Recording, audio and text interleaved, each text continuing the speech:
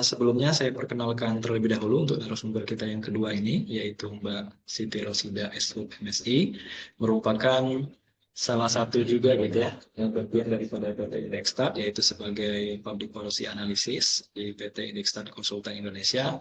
Dan secara pengalaman gitu ya, sangat banyak sekali gitu ya. Bahkan tadi disampaikan juga oleh Bapak Suhartono gitu ya. Kita sudah dipercaya dan menjadi mitra juga gitu ya bagi BKPM dalam penyusunan memo info, termasuk juga penyusunan impro untuk peta potensi dan peluang investasi daerah gitu ya. Nah ini ada penyusunan memo info potensi investasi daerah berbasis spasial, penyusunan dokumen peluang investasi kelautan dan perikanan di Kabupaten Wakatobi, penyusunan dokumen peluang investasi kelautan dan perikanan di Kabupaten Kebumen, analisa usaha tani Kabupaten Bojonegoro, peta potensi pertanian Bojonegoro, dan banyak lainnya gitu ya. Dan tanpa menunggu waktu lama-lama lagi gitu ya, kita akan menggali lebih dalam terkait dengan tadi ya how gitu ya, atau bagaimana gitu ya menyusun peta potensi dan peluang investasi daerah. Pada Mbak Siti Rosida kami persilakan. Oh, baik, terima kasih Mas Eko selaku moderator. Selamat siang ya, ini sudah menjelang siang ya Mas Eko, gitu ya. Selamat siang Bapak Ibu, salam sejahtera untuk kita semua. Selamat menjalankan ibadah puasa. Pertama yang saya hormati begitu narasumber utama kita ya pada hari ini Bapak Sartono. Bapak terima kasih sudah berkenan berdiskusi bersama kami di sini begitu ya. Kemudian juga yang saya hormati seluruh peserta webinar eh, pada hari ini begitu ya. Suatu kehormatan Bapak Ibu bagi saya bisa berdiskusi dengan Bapak Ibu begitu ya. Di mana hari ini kita mendiskusikan terkait masa depan perekonomian Indonesia begitu ya, bisa dibilang seperti itu Bapak Ibu.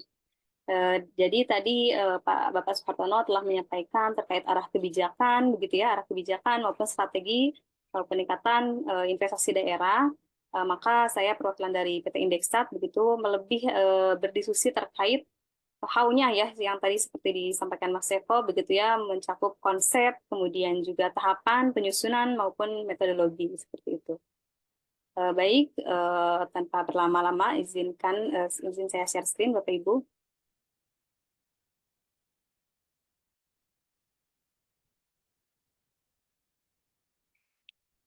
Baik Bapak Ibu, sebagaimana kita ketahui begitu ya, dan tadi juga setelah dibahas begitu ya, pada tahun 2045 ini juga Indonesia diproyeksikan akan mencapai Indonesia emas gitu ya, dan menjadi negara dengan ekonomi terbesar keempat dunia gitu ya. Tadi juga telah disinggung begitu ya terkait target pertumbuhan ekonomi di mana Presiden Republik Indonesia menargetkan pertumbuhan ekonomi Indonesia mencapai angka 8% per tahun.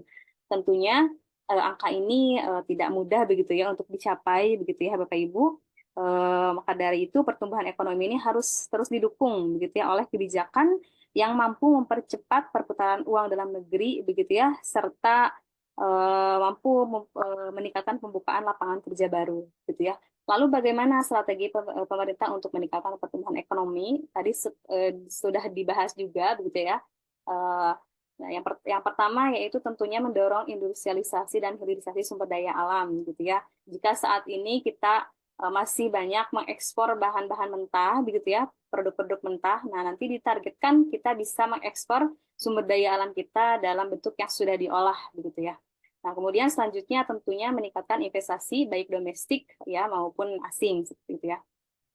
Nah, sehingga maka dari itu Bapak Ibu industrialisasi, hilirisasi dan investasi ini menjadi salah satu tulang punggung perekonomian Indonesia begitu ya karena dari poin-poin ini gitu ya kita dapat meningkatkan nilai tambah produk dalam negeri gitu ya menciptakan lebih banyak lapangan kerja dan tentunya memperkuat daya saing Indonesia gitu ya di pasar global. Nah, ini tadi sudah disampaikan juga oleh Bapak Soehartono ya, secara keseluruhan gitu ya tahun 2024 ini menangkap yang triwulan 4 gitu ya, lima lokasi besar atau daerah terbesar dalam realisasi investasi baik asing maupun dalam negeri gitu ya. Yang pertama ini ada Jawa Barat, ya, kemudian DKI, kemudian Sulawesi Tengah, Jawa Timur dan Sumatera Selatan gitu ya. Ini dilihat dari daerah ya Bapak Ibu. Nah, sedangkan jika dilihat dari subsektor gitu ya, nah tadi juga sudah dibahas, namun ini hanya yang triwulan keempat begitu ya Bapak Ibu di tahun 2024, 5 besar subsektor nilai realisasi investasi tertinggi gitu ya. Yang pertama ini ada di industri logam dasar, barang logam bukan mesin gitu ya. Kemudian ada dari pertambangan, kemudian transparansi gudang dan telekomunikasi, yang keempatnya industri makanan dan lain-lainnya. Jadi memang terlihat ya Bapak Ibu bahwa sektor industrialisasi ini bisa menopang gitu ya pertumbuhan nilai investasi dalam negeri. Nah, kemudian terkait investasi di Indonesia, nah ini kendala gitu ya yang biasa dirasakan oleh investor gitu ya dalam investasi gitu ya. Nah, ini kami coba mengambil dari salah satu penelitian di tahun 2019 dan ini juga sumbernya juga dari BKPM gitu ya. Setidaknya ada 5 kendala yang sering dihadapi oleh investor gitu ya Bapak Ibu dalam berinvestasi di Indonesia. Di mana kendala ini bisa jadi mengurungkan niat investasi gitu ya, investasi atau investor untuk berinvestasi di Indonesia. Yang pertama ini regulasi yang dirasa masih berbelit-belit gitu ya bagi investor, kemudian akuisisi lahan yang sulit, kemudian infrastruktur publik yang belum merata begitu ya, kemudian pajak dan insentif lain yang belum ya, mungkin belum optimal mendukung investasi begitu ya, kemudian tenaga kerja terampil yang belum memadai. Nah, selain ini ada juga isu begitu ya yang bisa menjadi kendala gitu ya atau mengurungkan investor untuk berinvestasi di daerah gitu ya, yaitu terkait keterbatasan dan ketidakakuratan data gitu ya. Jadi seringkali data peluang investasi yang disajikan itu kurang akurat atau tidak terverifikasi begitu ya. Kemudian juga kurangnya data yang tidak diperbaharui gitu ya atau tidak up to date, juga kurang detail gitu ya atau peluang investasi yang ditawarkan ini tidak tersedia dalam format yang mudah diakses seperti itu. Nah, ini terkait kendala begitu ya Bapak Ibu. Nah, kemudian apa tantangan investasi di daerah begitu ya? Nah, yang pertama tentunya pentingnya political will begitu ya dari daerah, baik dari kepala daerah maupun dinas terkait gitu ya, terkait arah kebijakan, kemudian terkait pemetaan potensi yang masih belum akurat gitu ya. Kemudian juga pentingnya kepastian hukum, gitu ya, regulasi dan perizinan yang masih perlu ditingkatkan. Kemudian dukungan pemerintah daerah yang masih belum optimal, gitu. Ini mencakup insentif ya Bapak Ibu, gitu ya, karena memang perjalanan kami juga dalam menemani gitu ya penyusunan plan investasi ini, salah satu kendala daerah ini juga insentif gitu ya, belum ada di daerah. Perdanya belum disusun seperti itu dan itu bisa menjadi penghambat gitu ya Bapak Ibu peningkatan investasi daerah. Kemudian iklim investasi yang kurang kondusif gitu ya di daerah. Nah, seperti pungutan liar gitu ya, konflik masyarakat dan lahan yang belum clean and clear. Nah, ini juga salah satu kendala yang sering kami temui Bapak Ibu gitu ya di perjalanan penyusunan investasi. Pungutan liar, konflik masyarakat ini masih banyak ya di daerah-daerah tertentu gitu ya. Nah, ini tentunya perlu diatasi gitu ya oleh pemerintah daerah sehingga tidak menjadi faktor yang mengurungkan niat investor untuk berinvestasi di daerah gitu ya. Kemudian selanjutnya yaitu peluang investasi yang ditawarkan belum layak ya, baik secara finansial maupun non finansial gitu ya. Nah, kalau tadi berbicara tentang tantangan, nah ini selanjutnya itu peluang ya peningkatan investasi daerah di mana sumber dana investasi utama ya tadi juga sudah dibahas yaitu pertama FDI gitu ya atau investasi langsung dari perusahaan atau individu asing. Kemudian investasi domestik ya di mana investasi ini berasal dari dalam negeri baik individu maupun perusahaan dan pemerintah.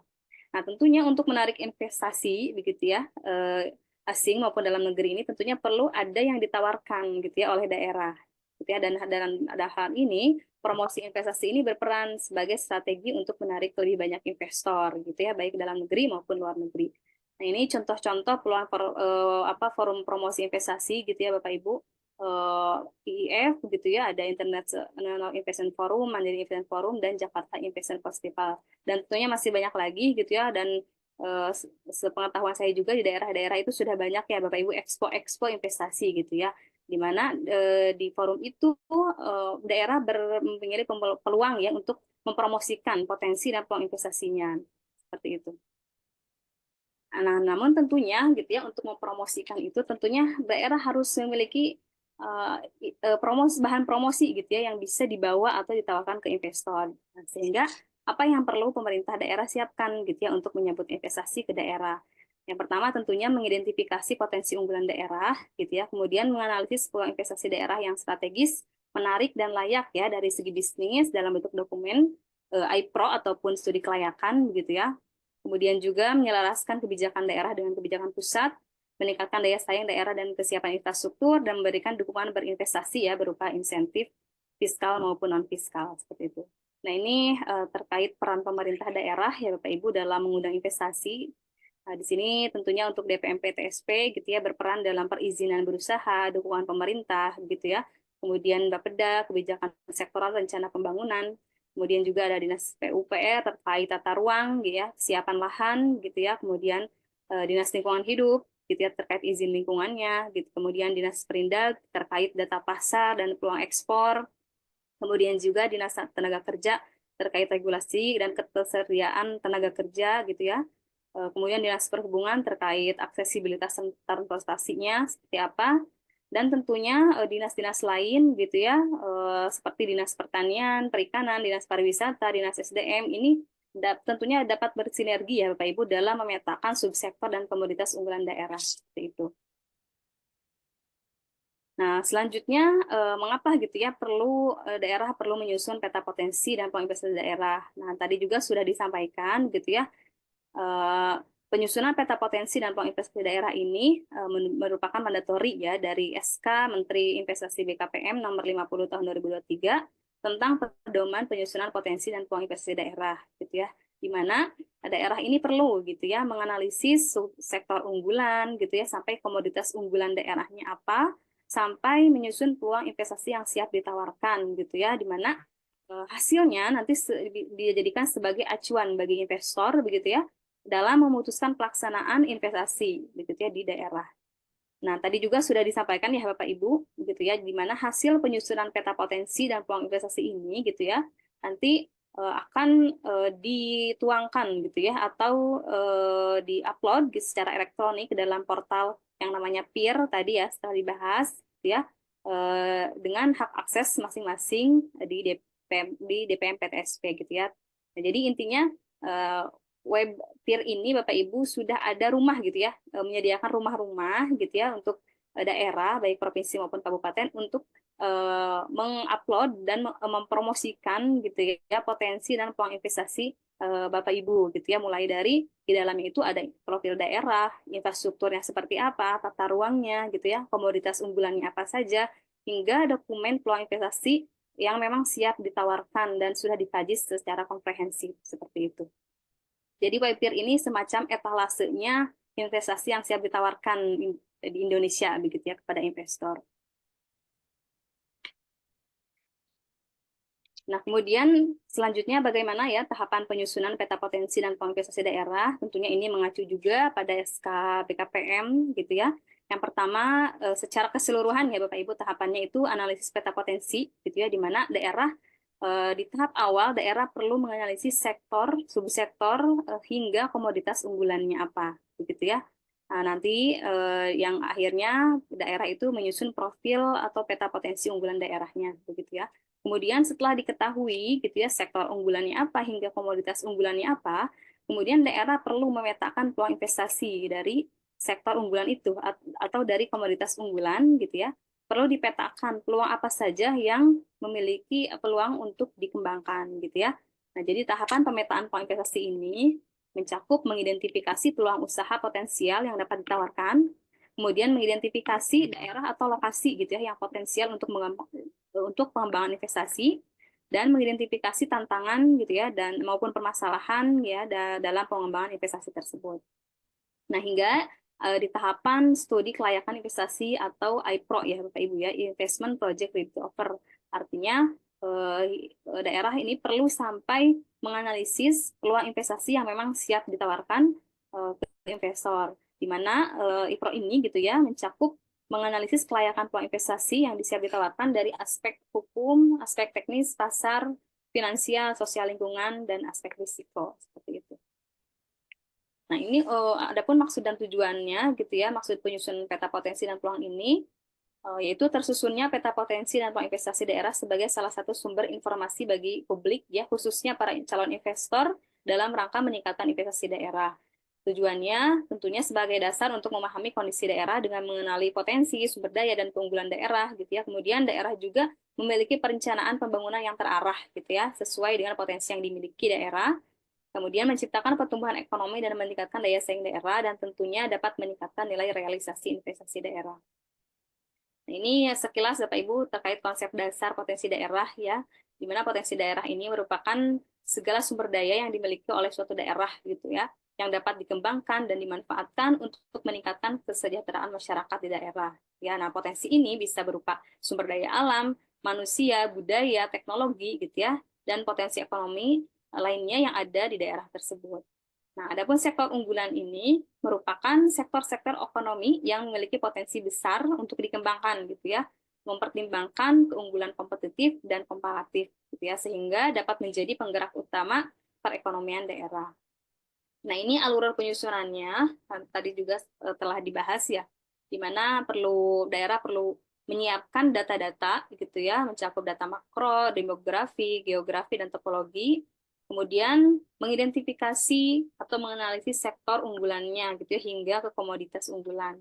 Nah, ini bisa menggunakan beberapa metodologi, gitu ya, ada analisis location question, ada share, tipologi Classen, dan juga ada analisis Classen, gitu ya. Nah, setelah dianalisis, perlu juga mencantumkan, ya, analisis regional ataupun kondisi infrastruktur dan data makro penunjang potensi unggulan daerah, gitu ya. Nah, ini selanjutnya Bapak Ibu setelah disusun, gitu ya, atau dianalisis sektor unggulannya hingga komoditas unggulan tadi, ya, sesuai SK BKPM, daerah ini perlu, gitu ya, menyusun profil sektor unggulan daerah untuk upload di website PIR tadi, ya, seperti itu. Nah, ini untuk menganalisis sektor unggulan, Bapak Ibu, ini ada beberapa metodologi, gitu ya, yang bisa digunakan. Mungkin Bapak Ibu juga sudah familiar, ya, terutama mungkin Bapak Ibu di DPMP TSP, gitu ya, yang notabene sudah banyak yang menyusun, gitu ya. Yang pertama ada location question, gitu ya, atau LQ, ya. Kemudian share analisis tipologi sektor, dan analis kelasan. Jadi pada dasarnya metodologi ini memerlukan atau membutuhkan data PDRB, ya. Nah, jadi untuk location question sendiri membandingkan PDRB tingkat, misalkan kalau yang dicari ini sektor unggulan kabupaten, berarti membandingkan PDRB kabupaten dengan provinsi, seperti itu. Nah, pada dasarnya semua metodologi itu terkait PDRB, gitu ya. Namun untuk share ini memerlukan data pertumbuhan ekonomi, dan kemudian tipologi sektor ini membutuhkan kontribusi dari sektor terhadap PDB, gitu ya. Nah, adapun analisis kelasan ini merupakan gabungan dari hasil analisis LQ maupun share. Nah, adapun data-data yang dibutuhkan, gitu ya, Bapak Ibu, untuk menyusun peta potensi investasi ini, di antaranya pertumbuhan ekonomi, gitu ya, mencakup data PDRB, kemudian laju PDRB-nya, kemudian data demografi, terkait laju pertumbuhan hingga ketersediaan tenaga kerja, data infrastruktur, ya, aksesibilitas transportasi dan sarana penunjang, kemudian terkait data utilitas, data geografi dan sumber daya, ya, terkait letak geografis hingga ke data komoditas atau data bahan baku, gitu ya. Kemudian hingga data ekspor impor, gitu ya, di daerah. Nah, ini output nanti yang dari hasil penyusunan potensi investasi ini, gitu ya, yang tadi sudah dibahas juga. Yang pertama ini dokumen peta potensi investasi, di mana di dalamnya ini mencakup, gitu ya, deskripsi terkait sektor unggulannya apa, kemudian parameter data sektor unggulannya apa. Parameter ini mencakup data PDRB, kontribusi sektornya terhadap PDB, gitu ya, kemudian nilai ekspor, kemudian data subsektor unggulan, gitu ya, hingga komoditas mencakup data produksi komoditas, lahan yang berpotensi, gitu ya, atau ketersediaan lahan, kemudian peluang usaha dan data-data yang lainnya, kemudian juga insentif daerah, begitu ya, perda insentif yang memang sudah disusun daerah, gitu ya, dicantumkan, dan potensi lanjutan komoditas sektor unggulan. Nah, ini output lainnya juga infografis, dan nanti pada akhirnya daerah perlu mengunggah dokumen ke portal PIR. Nah, setelah tadi Bapak Ibu ya diketahui sektor, subsektor hingga komoditas unggulan, kemudian daerah perlu memetakan gitu ya misalkan dari satu komoditas itu peluang usaha apa saja yang bisa dikembangkan gitu ya. Nah, ini bisa menggunakan pendekatan analisis klaster industri gitu ya, kemudian analisis pohon industri, analisis SWOT dan analisis scoring gitu ya. Nah, ini yang paling mudah Bapak Ibu contohnya di sini analisis pohon industri ya. Misalkan sudah ditentukan atau dianalisis bahwa komoditas unggulan gitu ya di daerah Bapak Ibu tuh misalkan minyak kelapa sawit gitu ya. Nah, jika menggunakan pohon industri, di sini kita bisa melihat produk-produk turunan, di mana produk-produk turunan ini merupakan peluang usaha gitu yang bisa ditawarkan. Nah, tentunya kan peluangnya banyak gitu ya Bapak Ibu. Nanti pada akhirnya perlu ditentukan atau dipetakan mana peluang yang memang kita visible atau layak untuk ditawarkan. Nah, kemudian untuk dari tadi misalkan dari peluang-peluang yang banyak tadi Bapak Ibu gitu ya, misalkan dari 9 gitu ya Bapak Ibu, kita ingin pilih beberapa peluang usaha yang memang mau ditawarkan begitu ya. Nah, di sini ada contohnya gitu ya. Ini salah satunya menggunakan analisis scoring gitu ya, di mana di sini terdapat banyak peluang investasi gitu ya Bapak Ibu di suatu daerah potensi. Nah, tapi dipilih di sini misalkan 4 atau 5. Nah, dengan mempertimbangkan kriteria begitu ya. Yang pertama misalkan terkait ketersediaan bahan bakunya, kemudian prospek pasarnya seperti apa, kemudian sarana prasarannya di mana seperti apa di daerah, kemudian ketersediaan tenaga kerjanya dan aspek lingkungannya gitu ya. Nah, ini berdasarkan nanti expert judgment gitu ya, di scoring, di mana nanti nilai skor paling tinggi itu yang nanti akan disusun IPRO-nya gitu ya, atau yang akan nanti ditawarkan ke investor. Seperti itu. Nah, setelah tadi ya Bapak Ibu, pemetaan peluang investasi dari komoditas unggulan gitu ya, sudah dipetakan dan sudah dianalisis juga yang visible akan ditawarkan begitu ya, apa. Nah, kemudian setelah ditentukan daerah perlu menyusun studi kelayakan investasinya gitu atau yang sekarang kita sebut IPRO ya gitu ya. Jadi kajian IPRO ini menjadi kajian yang penting ya Bapak Ibu untuk dilakukan dalam mengemas investasi menjadi lebih menarik di mata investor gitu ya. Nah, IPRO ini bersifat menyeluruh ya kajiannya, menganalisis segala aspek layakan pada usaha yang akan diinvestasikan begitu ya. Nah, ini mencakup aspek hukum, teknis, pasar, keuangan, sosial lingkungan dan risiko. Ini yang pertama aspek hukum gitu ya, mulai dari menganalisis kesesuaian terhadap kebijakan pembangunan gitu ya, mulai dari nasional hingga daerah, kemudian kesesuaian terhadap kebijakan sektoralnya seperti apa, kemudian menganalisis kesesuaian terhadap kebijakan tata ruang, kemudian juga menganalisis kesesuaian terhadap peraturan perundangan yang berlaku, kemudian perizinannya hingga dukungan pemerintah baik insentif fiskal maupun non fiskalnya itu seperti apa yang ditawarkan dari daerah gitu ya. Kemudian ini ada aspek teknis gitu ya.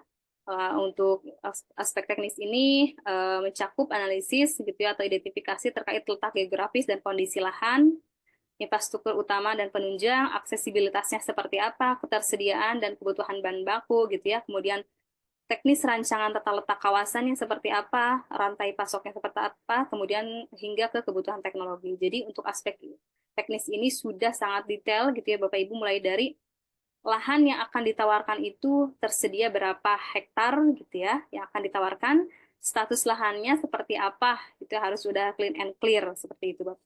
Dan kondisi sekitar lahan itu seperti apa, nah ini sudah harus terkaji dengan clear gitu ya Bapak Ibu di aspek teknis ini. Juga mencakup target produksi gitu ya, misalkan tadi yang akan ditawarkan itu industri, berarti target produksinya tuh berapa gitu ya, ketersediaan bahan baku dan kebutuhan bahan bakunya seperti apa. Nah, kemudian ini untuk aspek pasar gitu ya, menganalisis potensi pasar, intensitas persaingan, market share yang akan didapat gitu ya, serta menganalisis strategi pemasaran yang dapat digunakan untuk mencapai market share yang diharapkan. Nah, ini mencakup proyeksi pasar ya, mulai dari penawaran pasarnya dan permintaan seperti apa, dan menganalisis daya saing usaha.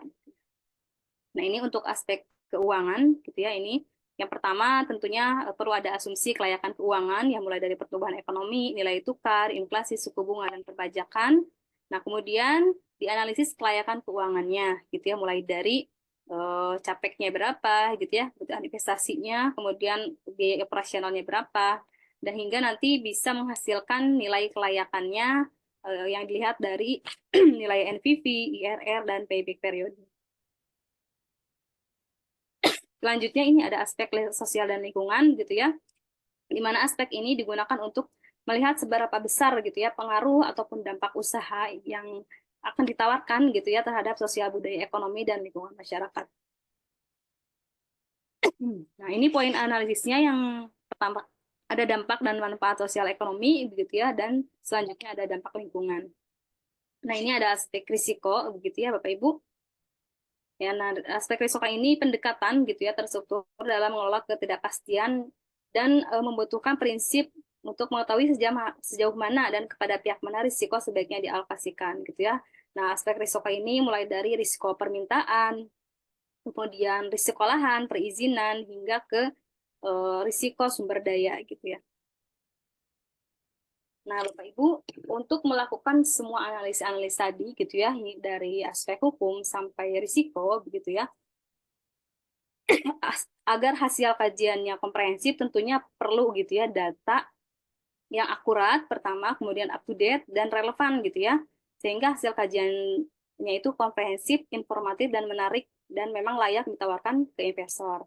Nah, untuk mencapai atau mendapat data yang akurat gitu ya, tentunya kita perlu tahapan yang juga memang relevan gitu ya. Nah, adapun tahapan kegiatannya gitu ya mencakup studi literatur, pengumpulan data sekunder, kemudian penentuan metode analisisnya, gitu ya. Kemudian nanti ada survei lapang, gitu ya, pengumpulan data lapang ataupun observasi ke lokasi yang memang akan ditawarkan, gitu ya, lokasi lahan yang akan ditawarkan untuk melihat kondisi lapangnya, gitu ya, lahannya, kemudian juga status bahkan kondisi-kondisi di sekitar lahan yang akan ditawarkan, gitu ya. Karena lahan ini penting Bapak Ibu begitu ya untuk ditawarkan ke investor, lahannya itu harus memang sudah clean and clear ya Bapak Ibu gitu. Kemudian tahap selanjutnya ada benchmarking gitu ya atau survei ke unit usaha sejenis yang akan kita tawarkan investasinya begitu ya untuk mendapatkan data yang akan menjadi acuan kita gitu ya untuk menyusun peluang investasi yang akan ditawarkan. Kemudian juga ada tahap verifikasi dan pendalaman data melalui FGD, gitu ya, dan dilanjut nanti dengan pengolahan dan analisa data seperti itu hingga nanti dihasilkan penyusunan laporan akhir, infografis dan videografis. Nah, ini output dari kajian IPRO ini. Yang pertama, Bapak Ibu ada dokumen analisis gitu ya, berbentuk laporan baik pendahuluan sampai laporan akhir, kemudian executive summary begitu. Kemudian infografis, yang infografis ini representasi visual ya dari Bapak Ibu dari data ataupun kajian yang kita kaji gitu ya dalam bentuk yang menarik begitu ya. Nah, kemudian juga ada leaflet atau memo info begitu ya. Nah, ini kalau infografis ini hanya satu lembar gitu ya Bapak Ibu dikemas satu lembar. Nah, kalau leaflet ini bisa berlembar-lembar gitu ya Bapak Ibu, tapi sama dikemas dalam bentuk yang informatif dan menarik seperti itu. Dan yang terakhir ada video promosi begitu ya yang menggambarkan potensi dan investasi sebagai bahan untuk promosi. Nah, ini contohnya ya Bapak Ibu tadi juga sudah disampaikan gitu ya. Ini contoh hasil dokumen kajiannya, contoh policy brief atau executive summary, kemudian contoh infografis, kemudian ini contoh leaflet gitu ya dari suatu kajian IPRO. Dan ini nanti ada ini ya, contoh video promosi gitu ya. Mungkin izin di ini ya dapat ditampilkan dulu.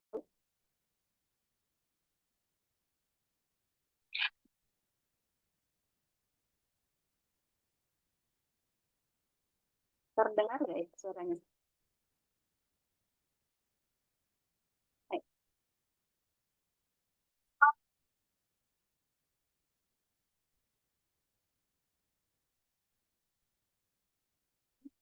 Video promosi yang kami susun dengan Kabupaten Biak Numfor di Provinsi Papua merupakan kabupaten yang memiliki keunggulan berupa wilayah kepulauan dengan hasil tangkapan ikan yang melimpah. Potensi perairan Biak Numfor, terutama ikan tuna, menjadi modal dasar yang harus dikelola secara berkelanjutan untuk meningkatkan perekonomian wilayah Indonesia Timur, terutama meningkatkan kesejahteraan dan kemakmuran masyarakat Papua.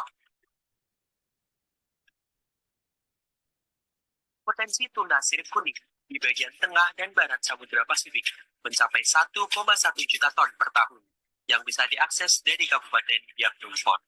Potensi ini berpeluang menghasilkan devisa negara sekitar 17 triliun rupiah per tahun. Hasil kelautan dan perikanan Pulau Biak sangat menjanjikan, terutama untuk pasar ekspor tujuan Amerika Serikat dan Jepang. Implementasi peraturan pemerintah nomor 11 tahun 2023 tentang penangkapan ikan terumbu diharapkan mampu membuka lapangan kerja yang produktif melalui peningkatan produksi ikan tuna sekaligus nilai tambah komoditas tuna di Biak Numfor. Pemerintah Kabupaten Biak Numfor akan menyediakan lahan seluas 5.000 meter persegi untuk investasi melalui skema sewa lahan milik PT Pelindung Regional 4 Biak sebagai lokasi pembangunan unit pengolahan ikan atau UPI, tuna dengan produk tuna loin maupun tuna kaleng. Lokasi ini sudah sesuai dengan RT/RW dan RDTR Kabupaten Biak Numfor dan tergolong sangat strategis karena hanya berjarak 3,5 km dari Bandara Frans Kaisei dalam kawasan Pelabuhan Biak dan 2,3 km dari jalan nasional. Daya dukung listrik dan ketersediaan air yang melimpah juga akan sangat berperan dalam memastikan operasional yang optimal untuk kegiatan produksi perikanan. Pemerintah pusat melalui Kementerian Kelautan dan Perikanan telah membangun sarana-prasarana yang mendukung percepatan perkembangan usaha perikanan tuna di Kabupaten Biak Numfor. Pada tahun 2017, pemerintah pusat telah membangun Sentra Kelautan dan Perikanan Terpadu atau SKPT dengan fasilitas utama kawasan inti di PPI Pandoy, berupa dermaga tambat labu, tempat pelelangan ikan, Integrated Cold Storage atau ICS berkapasitas 200 ton dengan Air Blast Freezer atau ABF 10 ton, pabrik es, hingga memberikan bantuan kapal 5 GT sejumlah 100 unit.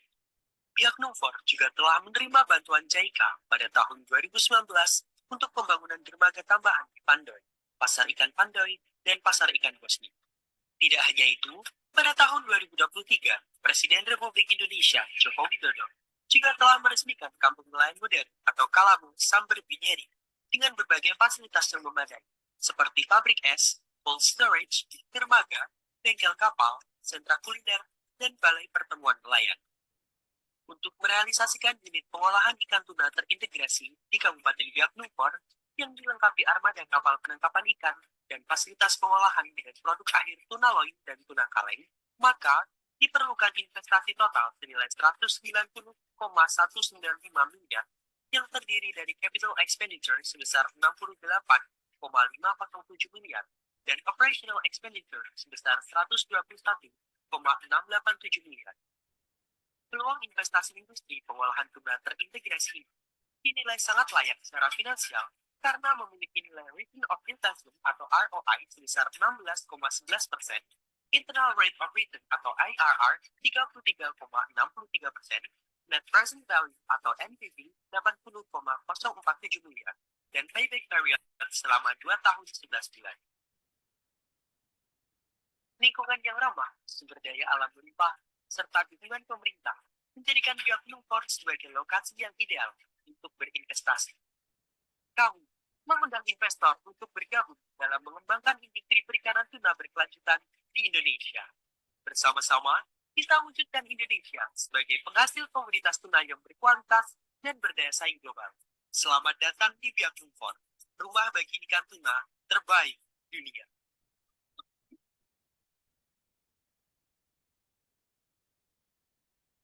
Baik, Bapak Ibu, itu tadi salah satu contoh videografis yang kami susun ya, berkolaborasi dengan Kementerian KKP, Kelautan dan Perikanan gitu ya, di peluang investasi di Biak Numfor gitu ya.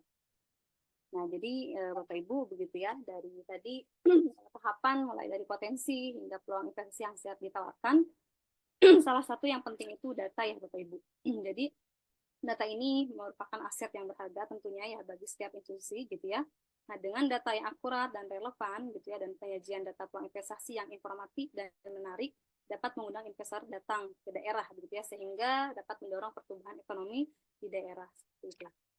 Dan data yang baik ini tentunya akan berdampak ya terhadap keputusan investasi strategis dan berkelanjutan.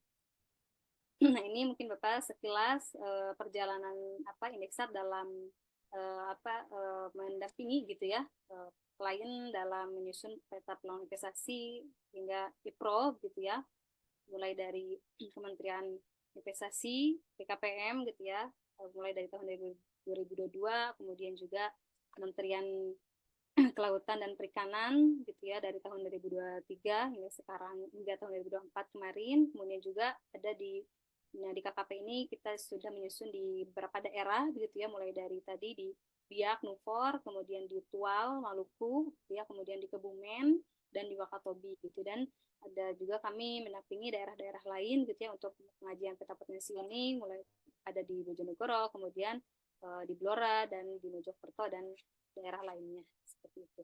Mungkin itu Bapak sekelas perjalanan kami gitu ya.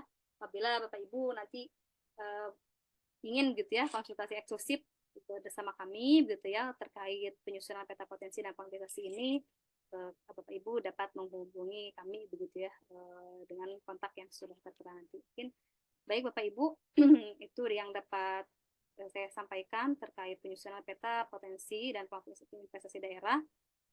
Semoga bermanfaat gitu ya. Mohon maaf apabila ada kekurangan dan hal yang kurang berkenan.